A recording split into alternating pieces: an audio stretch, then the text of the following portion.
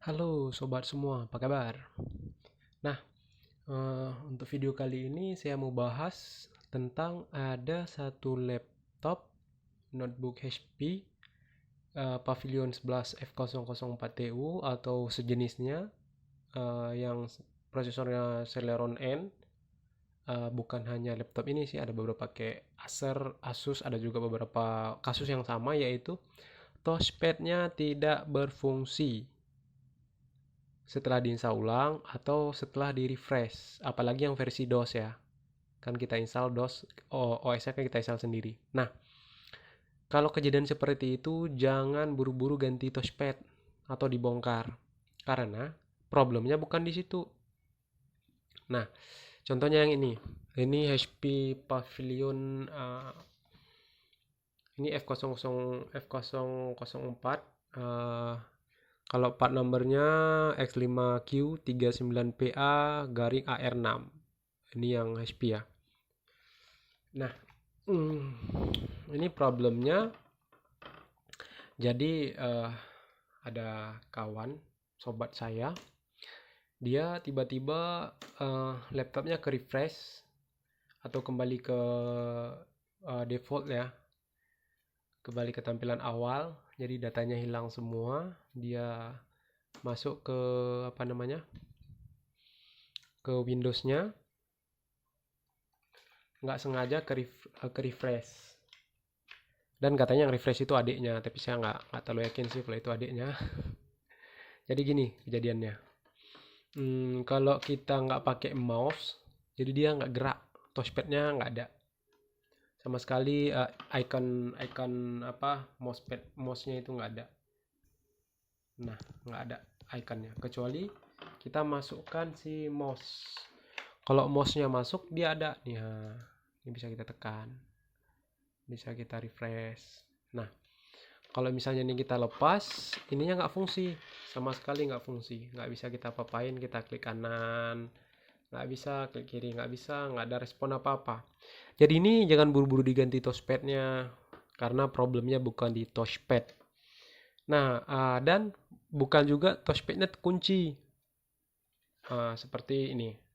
Kalau di notebook lain, kayak Acer atau apa ya, itu ada memang dia tombol untuk kunci touchpad. Ini dia nih, tekan Fn, tekan tombol ini. Tapi ini memang bukan karena terkunci touchpad, karena di HP seri ini dia tidak ada tombol pengunci touchpad.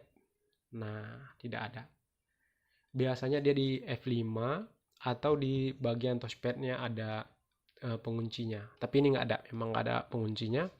Dan untuk driver, kalau kita cek drivernya ya, bentar.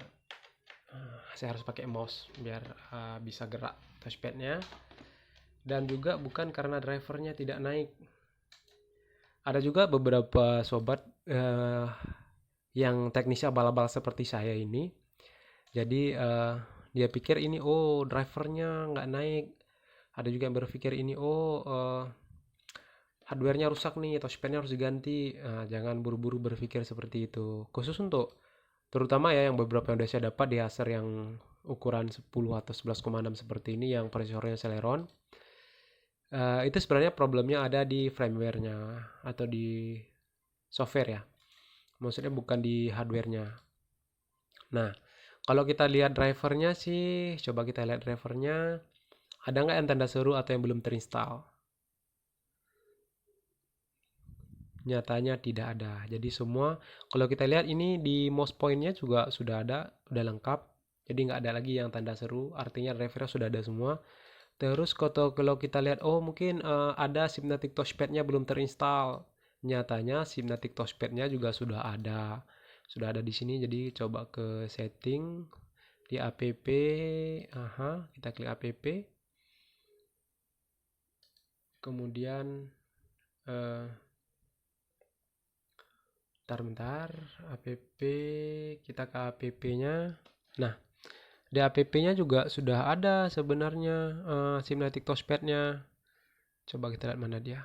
Synaptic, ini dia. Synaptic Touchpad juga udah ada. Kenapa touchpad-nya nggak mau juga? Kenapa touchpad-nya nggak jalan juga? Nah, jadi kita jangan langsung berpikir, oh ini hardware-nya nih harus diganti. Nah, untuk solusinya saya bakal saya langsung videoin ke laptopnya aja biar lebih jelas, jangan di handphone kurang jelas. Oke, kita lanjut ke laptop. Nah, sekarang kita udah di laptop nih. Pertama, laptopnya kita konekkan ke internet dulu. Bentar, kita konekkan ke internetnya. Ini kita konekin ke internet karena kita mau ngambil apa namanya firmware-nya tadi, atau kita mau apa namanya ambil driver ya. Bukan driver sih sebenarnya, kalau driver udah lengkap semua. Ya semacam firmware lah atau software. Oke, kita tunggu dulu karena laptopnya ini memang dibuat apa namanya bukan untuk akselerasi tinggi. Jadi memang apa-apa kita buka memang agak lambat. Apalagi saya ini pakai perekam apa namanya? Perekam layar ya. Jadi agak lebih lambat karena ada dua ini yang jalan di apa di laptopnya. Coba saya lihat berapa yang dimakan RAM-nya atau prosesornya yang dipakai.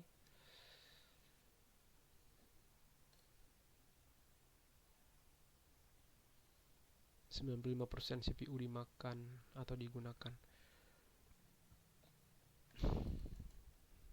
Yang nggak penting, coba kita entax biar nggak terlalu lambat.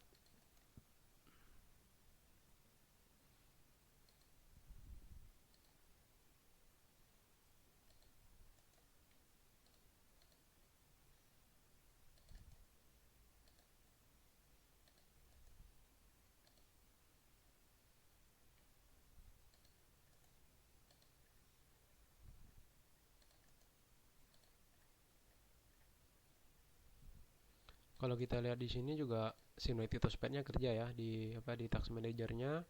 Cinematic Touchpad-nya ada dan bekerja. Jadi nggak ngaruh sih sama Cinematic Touchpad karena memang bukan itu problemnya.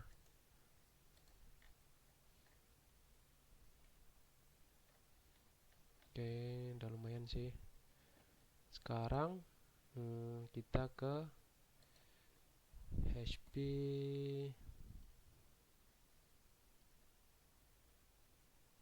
HP support ya. Oke.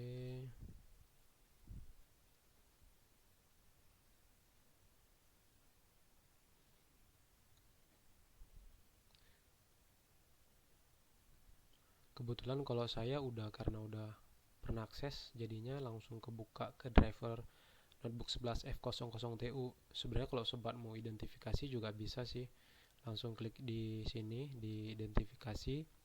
Jadi dia nanti tinggal masukkan serial number laptopnya, dia langsung langsung kebuka apa namanya, langsung kebuka tipe laptop kita. Nah, jadi saya nggak kesana lagi. Saya anggap aja sobat udah bisa semua. Pertama pastikan OS kalian betul ya, yang kalian install tuh udah betul. Kalau misalnya salah, tinggal di shows different OS. Nah, ini dia ada 8, 10, yang mana? Oke. Kemudian yang kita butuhkan ada di mana? Ada di driver chipset. Nah, namanya Intel Serial IO Driver. Ini dia. Karena walaupun kita update Windows-nya di Windows Update, dia yang ini tetap tidak akan update atau harus kita install manual. Kalau kita nggak install manual, dia tetap tidak bisa touchpad-nya. Jadi kalau misalnya kita refresh laptopnya kan itu sebagian driver hilang. Nah, jadi dia nggak balik lagi yang ini. Jadi perlu kita install ulang. Atau pas kita install ulang, kita udah betul sih masukin drivernya atau pakai driver pack atau pakai update dari Windows-nya. Semua udah dapat drivernya. Tapi kenapa nggak bisa juga touchpad-nya? Nah, ini dia yang diperlukan. Namanya HP driver HP-nya Intel Serial IO Driver. Oke, karena saya udah download jadi udah ada perlu saya download lagi, tinggal diinstal. Oke, ini kita close. Coba saya cari di download. Di download. Nah, ini dia. Kemudian di program, pasti masuknya ke program ya. Oke, yang paling atas.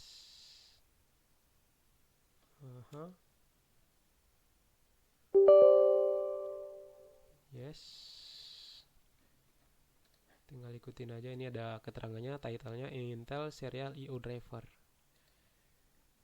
Sebenarnya sih kalau di situ tulisnya driver ya, tapi dia nggak tahu kenapa dia nggak update di device manager. Oke, kita tunggu.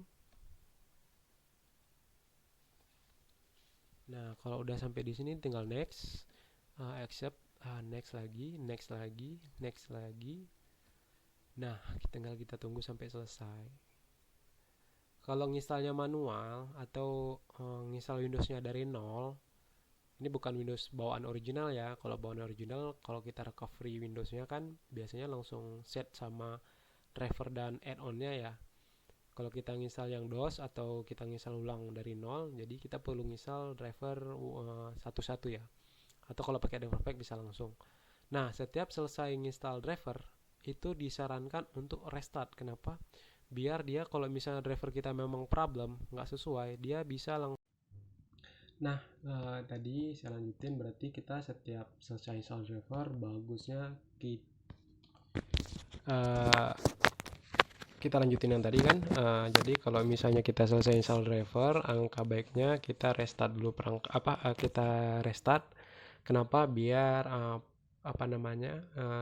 kalau terjadi error itu bisa langsung kita tahu ya, jadi nggak perlu lanjut yang lain, kita selesaikan yang itu dulu.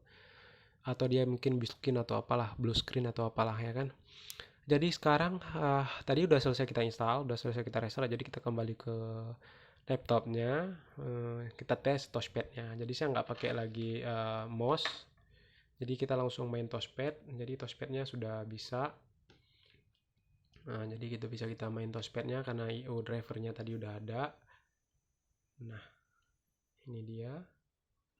Kita klik kanan udah bisa, klik kanan juga bisa. Nah, jadi problemnya memang sudah kita ketahui ya. Jadi problemnya memang bukan di bukan di hardware-nya, tapi di software yang tadi. Jadi kita tinggal install I/O driver-nya yang dari webnya, support webnya HP. Kalau Acer mungkin support webnya si Acer. Kalau yang lain mungkin produk lain juga masing-masing punya support webnya ya. Jadi tinggal install itu aja, restart. Jadi laptop kita kembali bisa touchpadnya. Jadi untuk yang problem ini kita anggap sudah selesai, errornya udah selesai kita kerjakan, touchpadnya sudah fungsi normal, dan kerjaan kita udah selesai. Oke. Untuk kali ini cukup sekian. Jika ada pertanyaan silahkan komen di bawah. Mungkin kalau bisa saya bantu. Oke. Semoga kalau mau dipraktekin semoga berhasil ya. Yuk.